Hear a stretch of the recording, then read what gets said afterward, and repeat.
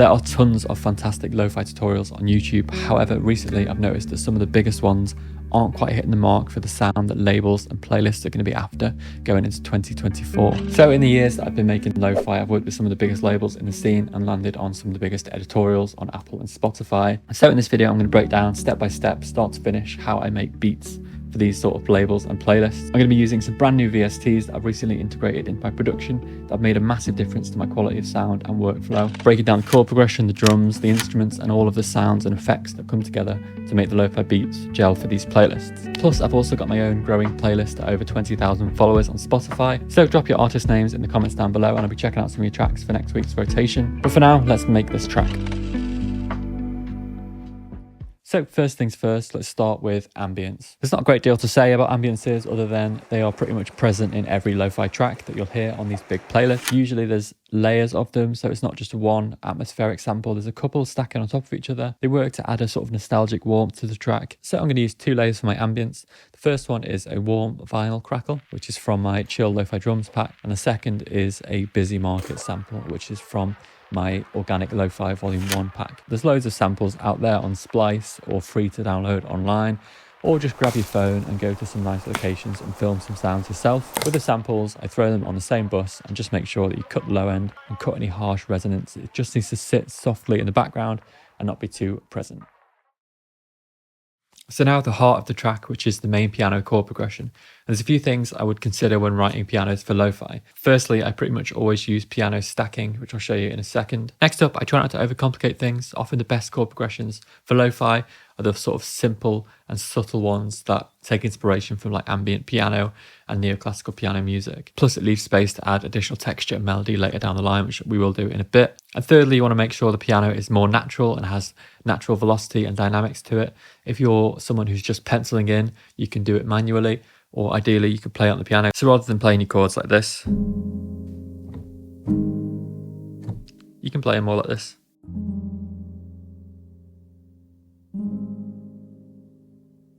Just makes it more interesting and more natural feeling. And as I said, you can do it manually by going in and editing the MIDI notes that way. But ideally, you could pick up a cheap MIDI controller or even play it on your keyboard. So let's dive in and put it into practice.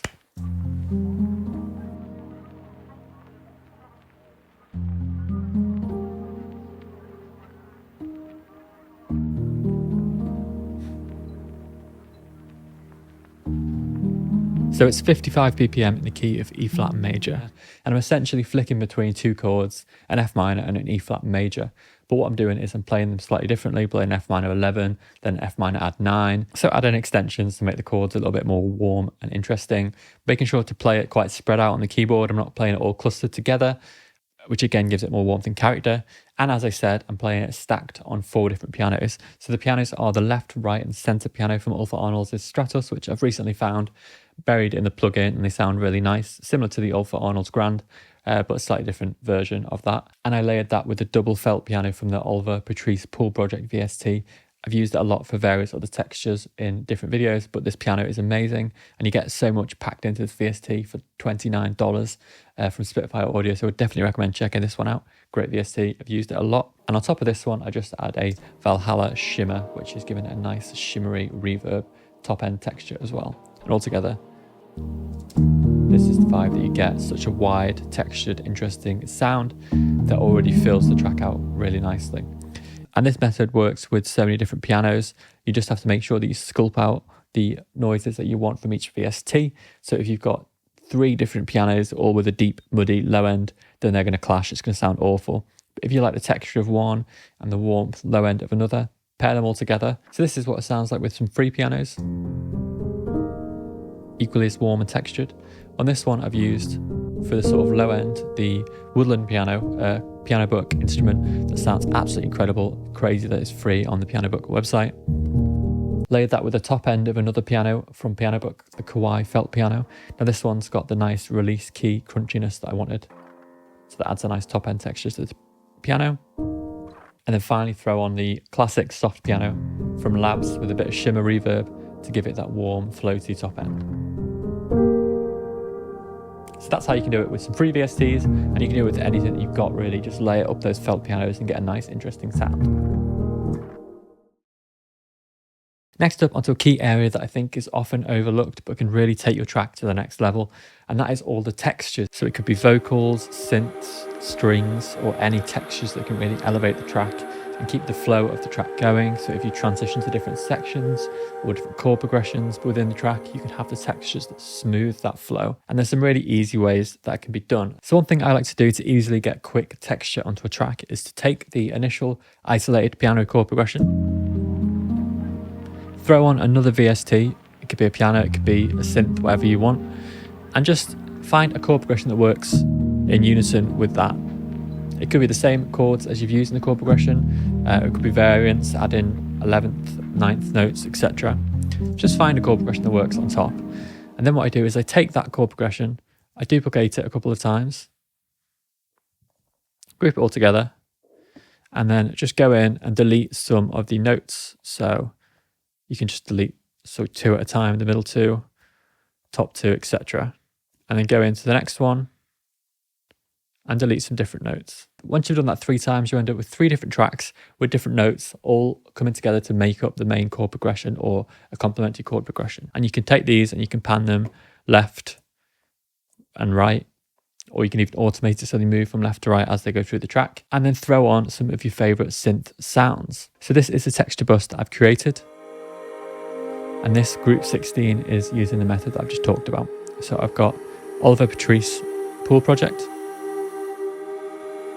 I've got a Vital patch, Vox pad again from my pack.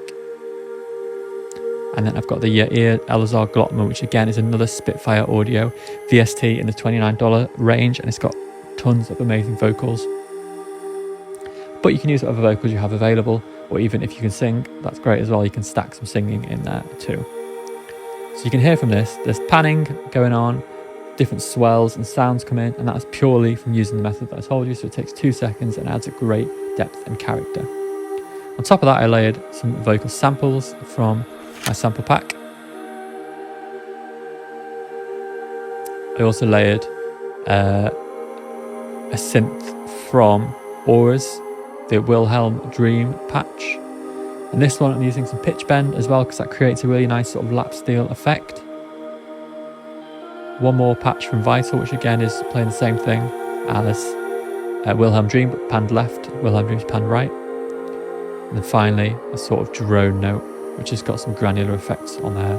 So I'm using Portal and the FX fragments. I'm using the Wave Ocean Sweep sound, and on Portal I'm using the Sleep Cycle sound. So you can hear sort of birds tweeting and stuff. That's because it's from the Lofi synth pack that I made on Vital. Vital's a free synth, really nice software.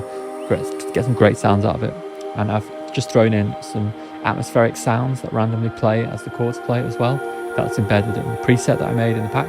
And you can do the same super easily as well. So if you go into your Vital patch, this section here is for samples. So I've dropped in Woodland's sort of bird sample. Click this button here, which means that it plays different random sections as the notes play, which again adds variance throughout the track. So altogether so far, we've already got so much texture, sort of randomness and depth to it, already sounding great. So next up onto the bass. Typically with the bass, I would avoid anything that sounds too electronic. I get a lot of people sending me tracks where the tracks sound beautiful, but then you've got this bass that's just this harsh electronic sub that doesn't really gel with the gentleness that we're trying to create in this track. So I recommend using either a real bass or a sample real bass, or if you can use a synth, that's fine, but make sure you round and soften the sound so there's a bit of attack, a bit of release on there, and it's not just a solid wave of sound. So for this one, I've used the Mondo bass that I created in my chill drum pack. The most simple thing to do is just play the root of the chord that you're playing in the piano, because it's going to fit perfectly great. And you can also layer in the fifth of that chord as well, because often when you play a chord, the fifth is consistent whether it's major or minor, so it's easy enough to usually always play the fifth, which can be a nice sort of transition into the next note. So as we're doing here, we've got bass into the next chord, and then I've also freezed it and done a little reverse swell, so just rises up some sections, which is a nice little addition. So as I say, I'm just using a Mondo bass contact instrument that I made, but you can get all sorts of similar sounds, easy enough.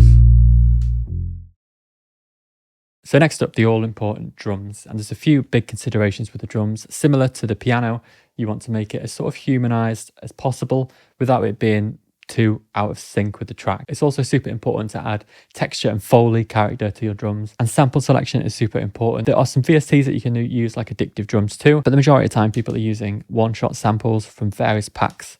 Loads of lo-fi producers have got sample packs. So if there's a particular style you're after, it's always worth checking out to see if they've released a pack. I myself have also released sample packs. So for drums, I recommend either Organic Drums Volume 1 for your sort of Foley and your woody percussive drums. For more sort of studio drums, I've got Chill Lo-Fi Drums Volume 1 with another lo-fi producer, Be Calm. So they're both two that you could check out, and I'll be using some samples from them as well. So for the kick, I'm using ML Lo-Fi Kick 1 from my Organic pack, and I'm pairing that with ML Lo-Fi Kick 3. So for the snares, I'm using sounds from my Organic Lo-Fi Drums pack, and I'm layering a couple of them on top of each other. Again, when you're layering stuff, make sure you've not got any muddiness or any resonance that you don't want.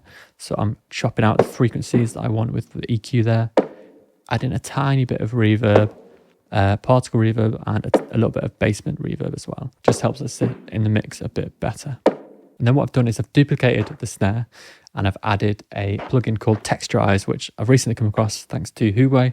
It's a great plugin. You can drag and drop your own samples, or you can go through the sounds that they've got available. And it essentially takes in like a gate the sounds and plays the Foley texture as the gate sound plays. So if I layer it with the sort of main snare, it's adding a little bit more crunchy top end. You can see here what I've also done is I've attached an LFO to the sample start. So the sample is starting at different sections, which gives it a little bit more variance. Next up, I'm just throwing a Foley loop from the Organic Lo-Fi Drums pack. And I've thrown on halftime as well, which essentially takes the signal and plays it at a slower rate.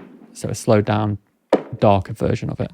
And you can adjust the mix so you get the original sample as well. Next up, I've thrown in my sort of Foley trigger bus.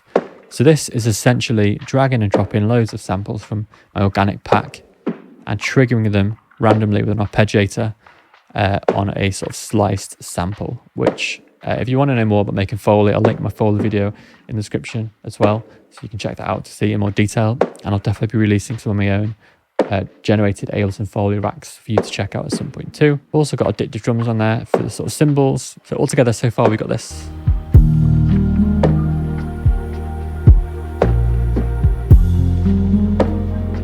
So we've got a solid track. So what I'm going to do now is just quickly flesh it out so you've got more of a composition and add a few transitions. And what I've also done is I've recorded a B section piano, which is always good to have. For this, I've just decided to play the same pianos, the same chords, just playing it slightly differently. It gives it a little bit more space and room to breathe. So I'll use this as a sort of B section where the drums drop out. We'll put it around here. We'll duplicate the main piano and we'll have it as the outro as well. Let's duplicate the atmosphere. Take the drums. I don't want to start that early, so we can start about here. And then we can have a section where the drums drop out as well. Bass, again, that can start here, that can stay in the dropout, but we don't want it in the intro.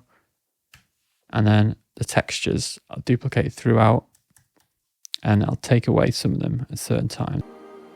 Make these sort of fade up as well to help the intro flow. So then we also need to add some transitions. So one thing I like to use is filtering. So we'll throw an auto filter on there, and this can sort of introduce the low end as the intro blends in. And if you hit Option on a Mac, you can sort of drag the curve down a little bit. And then we'll also pull them out as we get towards the first sort of drop where the drums come in. And I can instantly go back down again. We can also use a bit of reverb towards the sort of first drop. So we'll increase the dry wet as we get close to those drums coming in.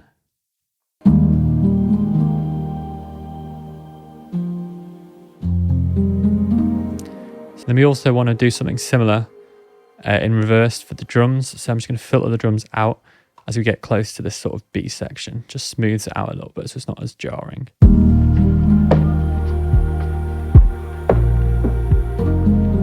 And there's various other ways you can transition. I did make a video on that as well a little while ago, so you can check that out if you're interested in more transition tips. So the final thing that I usually do is add the melody. So even if you can't play the piano or the guitar, just get used to sort of jamming out with the notes that you know in the scale. Even humming the melody and then trying to find it on the piano can work great, so you don't have to think so much about what you're playing. You can just hum through what melody you want and then find it again on the piano later.